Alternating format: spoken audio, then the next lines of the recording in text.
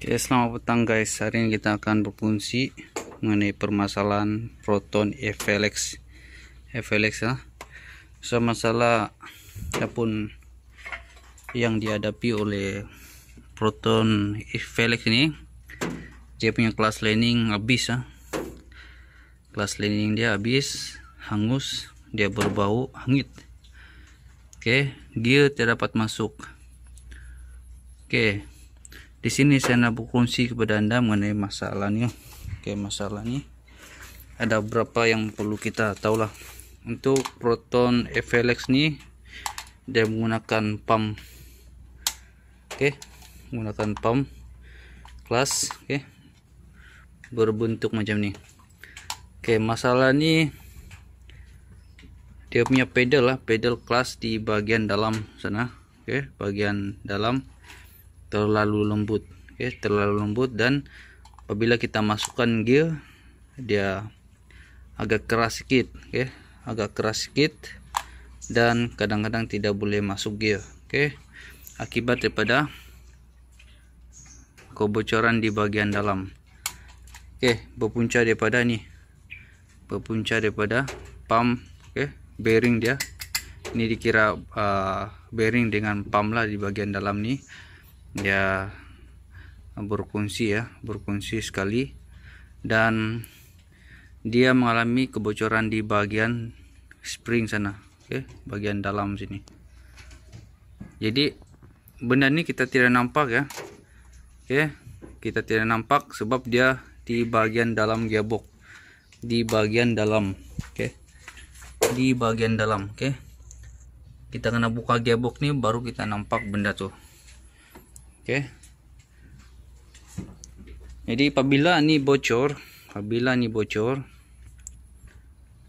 otomatis kita punya minyak, minyak brake, ini adalah minyak brake, dia berfungsi pada pump kelas. Jadi kalau sekiranya minyak brake ini ada berkurang, dan otomatis kita punya pedal kelas tuh macam ada perubahan, gear tidak dapat masuk, dan dia punya pedal pun lembut. So kita kena cek dia punya bagian-bagian sistem dia. Jadi untuk kereta proton FLX ini kita tidak dapat nampak di luaran dia, dia punya kebocoran tidak nampak. Dia bermasalah di bagian bearing sini, bearing dia bocor di bagian dalam sini.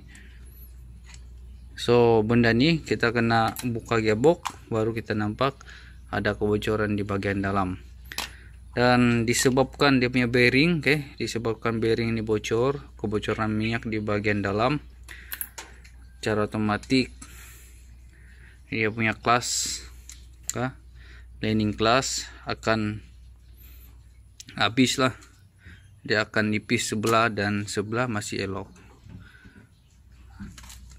akibat daripada pump nih kok ada kebocoran minyak. Di bagian cover dia, cover nih elok, langsung tiada bekas kena makan.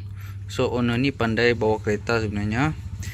Sekiranya owner ini tidak pandai bawa kereta ataupun tidak pandai menggunakan kelas, otomatis di bagian sini akan dimakan. Artinya kelas itu direndam ataupun ditahan semasa gear sedang masuk. Oleh itu dia akan kena makan di sini. Tetapi dia punya kelas nih, cover kelas ini tidak kena makan. Artinya dia tidak rendam ataupun kaki tidak tahan semasa gear masuk. Jadi berpunca daripada masalah ini, berpunca daripada sini. Dia punya pump, bearing pump kelas ini sudah bocor di bagian sini. Kita di sini sebelum kita buka dia punya kebocoran langsung tidak nampak, sebab dia kebocoran di bagian dalam gearbox, dalam gearbox. Dan di sini saya sudah pasang sebenarnya, kita ganti yang baru terus sekali jalan, kita ganti yang baru. Alright, dan saya sudah pasang dia punya kelas lining yang baru lah. Sekarang ini kita pasang gearbox saja dan settle masalah aja. Jadi ini yang perlu kita tukarlah sekiranya di luaran langsung tiada bekas-bekas minyak kebocoran, tapi minyak brake cepat berkurang. Oke, dan gear susah nak masuk, dan pedal clutch pun ada lembut. Oke, lembut, terlalu lembut. Oke, memang lembut tapi ini lagi lembut, so memang ada masalah dia dari kebocoran sini. Jadi itu saja pokok yang saya pada hari ini mengenai Proton FLX ini.